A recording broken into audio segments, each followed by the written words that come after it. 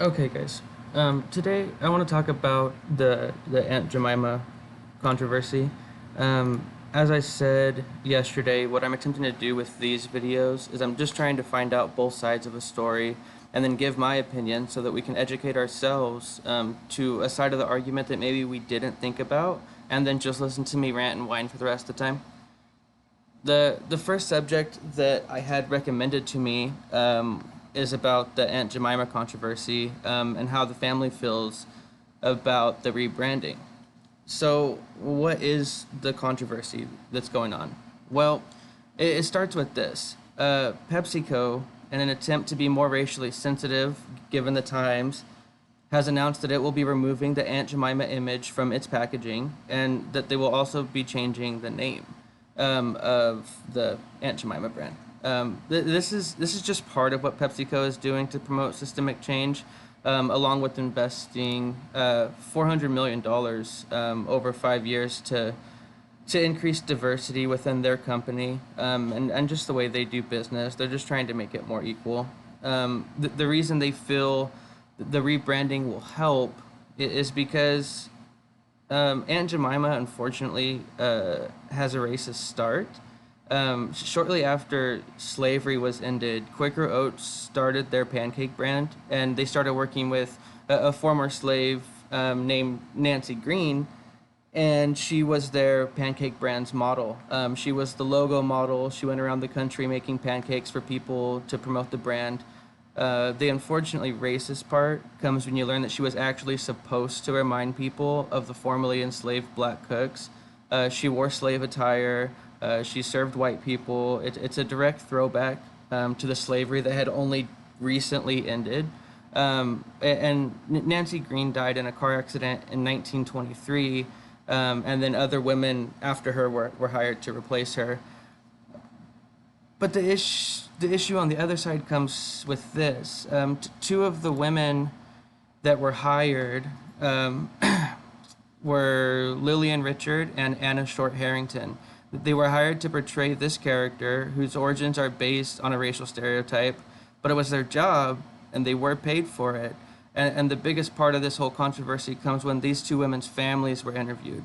So both families feel like removing the images erases part of their family history. And in fact, Harrington's great great grandson says, "This is an injustice for me and my family. This is part of my history, sir. The racism they talk about, using images from slavery, that comes from the other side, white people. This company profits off of images of our slavery, and their answer is to erase my great grandmother's history, a black female. It hurts." So what are my thoughts on it? And this one's kind of hard. The more I read about it and the more I saw what their family said, I just get kind of torn about it. Um, I guess the best way to sum it up is I don't know. I don't know how would feel because I don't have history in my family of being a slave. I don't get judged by the color of my skin. I don't have to deal with this stuff that I'm learning more and more people of color have to deal with.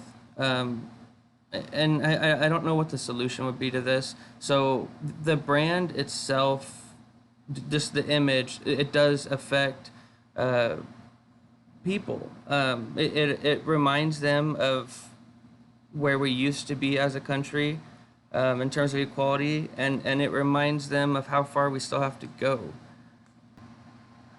And it reminds them of how far we still have to go.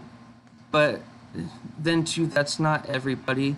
Not not everybody that's not white feels as though the brand should be changed. Like case in point, their families, Harrington's grandson, what he said, and I just maybe there's a way to meet in the middle because we don't want anybody to be hurt by imagery. We don't want anybody to be hurt by a branding, but maybe there's a way. Maybe they can talk to the families. Maybe they can use a certain imagery or change it to a certain name that still honors the family, without completely erasing their family's legacy. That this one's hard.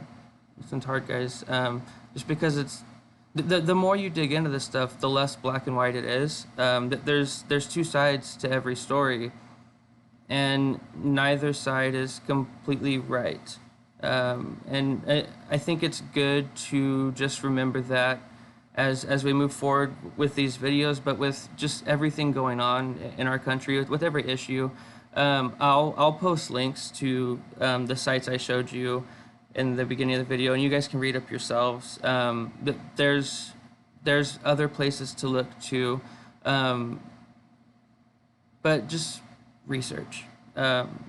We can do better with the way we consume information. So the way it is right now is it's so split. It's all right and left. It's all black and white, and everybody thinks they're right, but the truth is somewhere in the middle.